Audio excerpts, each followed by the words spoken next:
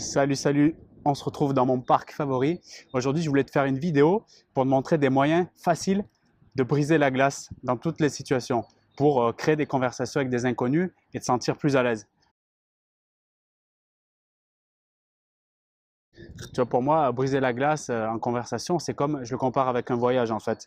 Un voyage au début, quand t'es pas, voilà, quand t'as pas l'habitude, quand t'as jamais fait un voyage à l'étranger, tu vas tout planifier dans tous les détails à l'avance, où tu vas dormir, le billet d'avion, les choses que tu vas faire sur place, comme ça va te mettre un stress mental important. Et il y a des chances, souvent sur place, que la moitié des choses que tu as prévues ne se passent pas comme c'était indiqué au préalable. Donc en gros, ça capote, c'est pas terrible.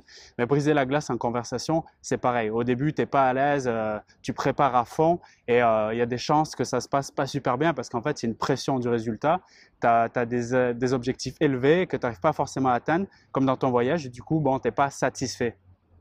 Moi, je propose juste des moyens qui sont donc plus intuitifs, des moyens qui sont plus simples, originaux et qui permettent, comme avec le voyage, avec l'habitude d'être beaucoup moins stressé, de beaucoup moins planifier les choses et de faire les choses simplement pour intégrer la situation comme banale et normale dans ta vie. Briser la glace, c'est pas un truc que tu te réveilles le matin en te disant ouais, aujourd'hui je pense qu'à une chose, c'est briser la glace avec les gens. Par contre, ça arrive dans notre quotidien, les situations où on a des regrets, on se dit voilà, j'aurais peut-être pu parler à lui, il m'a intéressé pour X raisons, j'y suis pas allé, et voilà, je ressasse le truc dans la nuit, ou bien j'ai loupé telle occasion d'avoir un emploi parce que voilà, j'ai pas saisi le moment de donner ma carte de visite à telle personne. Il y a plein de situations comme ça au quotidien qui font que quand on n'intervient pas, pour des histoires souvent d'anxiété sociale, quoi, de petites peurs même banales, de conversation, d'entrer en conversation avec des inconnus, qui font qu'on loupe des occasions. Voilà. Les raisons qui expliquent qu'on laisse passer plein de situations et plein d'opportunités chaque jour, c'est souvent le fait qu'on a peur de perdre ses moyens, on a peur de ne pas être intéressant, d'en avoir rien à dire, on a peur d'être sans intérêt. Ça peut être même aussi des peurs physiques, des peurs de rougir, peur de trembler.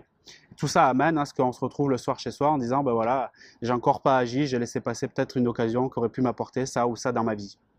Ceux qui me connaissent savent que pour moi aujourd'hui c'est facile de briser la glace, de rentrer en conversation avec des inconnus et du coup de me créer des opportunités nouvelles. Mais ils savent aussi que ça n'a pas toujours été le cas et que j'ai pas toujours été cette personne qui est à l'aise comme ça en société pour converser avec des inconnus.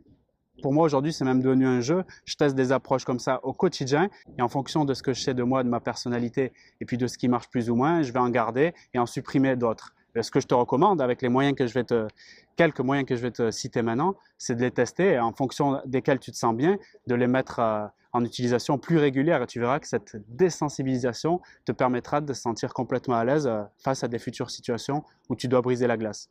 Le premier moyen que je te donne et que franchement j'utilise particulièrement qui est efficace pour rentrer en contact, c'est tout simplement l'utilisation de l'humour. L'humour même, je vais préciser, situationnel.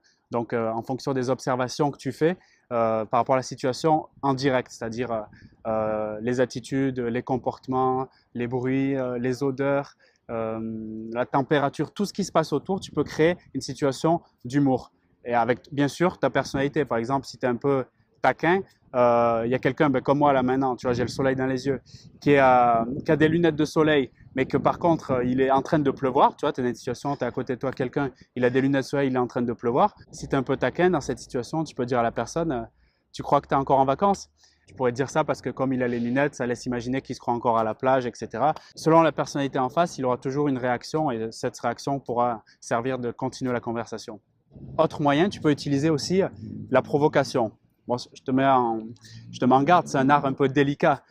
L'idéal, c'est que ça soit fait sans blesser, sans heurter, sans agressivité, mais c'est très intéressant pour briser la glace. Par exemple, tu peux utiliser des clichés. Tu sais, imagine, tu es dans un arrêt de bus, ça fait un moment que tu attends, il y a du monde autour, et là, par exemple, la personne qui est à côté de toi, pour t'entraîner, après, si la personne t'intéresse, tant mieux, mais c'est aussi pour t'entraîner, tu peux lui dire, j'imagine que là, le chauffeur est en grève. Tu vois? Donc là, tu fais un peu un cliché sur les Français, voilà, c'est un peu des feignants et tout. C'est pas méchant, et voilà, tu testes un peu la réaction de l'autre en face et tu brises la glace facilement, tu vois. T'as pas forcé, tu as juste, encore une fois, réfléchi à la situation du moment dans laquelle tu étais, l'attente du bus. Tu peux aussi utiliser donc l'humour avec la provocation. Donc humour provoquant, pas méchant non plus. Tu peux lui dire, j'imagine que le chauffeur, c'est un Antillais, tu vois, sous-entendu, il est en train de faire la sieste, tu vois. C'est pas méchant et ça peut se faire. Ouais, c'est encore mieux si tu es antillais, du coup, ça fera pas l'humour facho. Bon, bien sûr, quand tu utilises la provocation ou bien ce genre d'humour, c'est quand même un peu mieux de faire ça avec du tact, comme j'ai dit, c'est assez délicat, et avec accompagner ça d'un sourire. Ça démontre de manière non verbale que voilà, tu fais pas ça avec une intention méchante.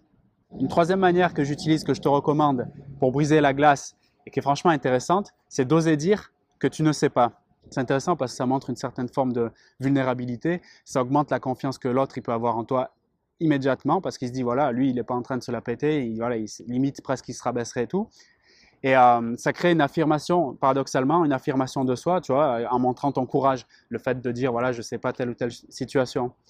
Exemple, tu es à la Fnac ou à Darty ou dans un rayon IFI, tu vois, tu viens pour te renseigner et tout, les vendeurs ils sont occupés et tu vois à côté de toi quelqu'un qui a l'air, je sais pas, qui a l'air de bien toucher le truc, tu sais pas, tu sens qu'il s'y connaît un peu en IFI, ben là tu n'hésites pas à lui demander un détail technique, par exemple sur un ampli ou sur une sono, un truc comme ça, et en lui disant que voilà, tu n'y connais rien mais tu es intéressé par avoir de la sono chez toi.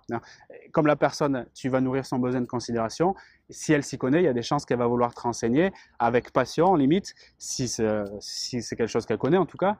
Et ben voilà, tu auras brisé la glace. Après, peut-être qu'une conversation va démarrer. Quatrième chose que moi j'évite personnellement et que je te recommande d'éviter, c'est les questions banales du genre salut, ça va, il fait beau aujourd'hui, t'as vu, les trucs comme ça, souvent ça agace et puis ça crée pas c'est banal, ça ne crée pas cette originalité, ce qu'on recherche, parce que c'est l'originalité qui va attirer la curiosité et qui va t'amener dans des situations intéressantes. Quand quelqu'un te dit salut, ça va, peu importe dans la situation dans laquelle tu es, ça ne crée pas beaucoup d'intérêt, on est d'accord là-dessus. Donc l'idée derrière ça, c'est d'être original et inventif. Imaginons par exemple, tu es dans une réunion de travail avec plusieurs personnes, une conférence, un séminaire, quelque chose comme ça, et le voisin qui est à côté de toi, tu as envie de rentrer en conversation avec lui parce que voilà, tu te fais chier, et puis aussi tu as envie de tester cette désensibilisation progressive, te sentir plus à l'aise en conversation. Et tu peux dire à ton voisin, au lieu de dire « Salut, tu vas bien ?» ben, tu peux lui dire « T'es prêt pour le show ?» On imagine qu'il y a une conférence ou une réunion qui arrive. Hein. Donc ça créera, on va dire, un sentiment d'intérêt plus fort pour la personne et il sera plus enclin à te répondre. Ou bien tu peux lui dire ah, ça va être long, hein. J'espère que tu as prévu le casse-croûte. » Tu vois, des choses de ce style. Et en étant inventif comme ça, tu crées un jeu, tu vois, c'est comme si c'était un jeu vidéo presque. Tu t'amuses et du coup, tu verras les réactions des personnes et tu vas les mettre à profit chaque jour. Et ça va être de plus en plus simple, réellement. Donc en bonus, un cinquième point, qui est pour moi un élément très puissant, c'est d'associer 2 points pour briser la glace encore. Donc tu fais un compliment sincère, il faut que ce soit un éloge sincère, tu vois, on ne va pas faire un compliment inventé pour faire plaisir à la personne, parce que ça se sent. Donc un compliment sincère sur une attitude, un comportement, un accessoire, c'est pas mal aussi, plus une question. Ça peut même être une question fermée, c'est pas grave, c'est pour briser la glace là. Donc par exemple, là je suis dans le parc, ça m'arrive encore tout à l'heure. Il y a quelqu'un qui passait, une femme qui avait l'air sympathique, avec un chien, tu vois, le chien il avait l'air de je sais pas, de sourire, tu vois, comme je souris maintenant, il avait l'air souriant, tu vois, bizarre, hein. Donc j'ai regardé la femme, je lui ai souri et j'ai dit, votre chien, il a l'air d'avoir le sourire, c'est étonnant, il a l'air d'avoir le sourire. Comment s'appelle-t-il? Et tu vois, elle a souri parce qu'en faisant le compliment à son chien, indirectement, je complimentais elle.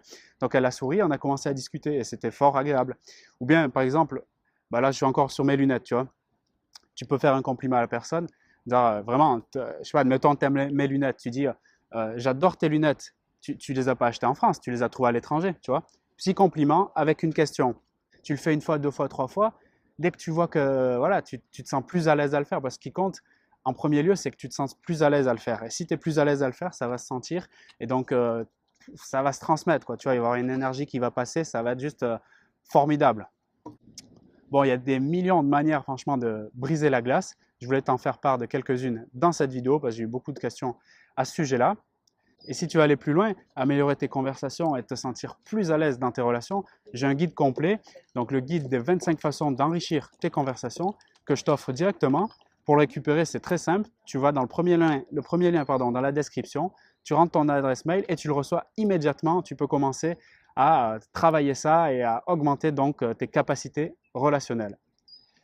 Voilà, ben c'est tout pour moi. Je vais aller faire ma petite balade dans ce parc que j'adore et je te dis à la prochaine.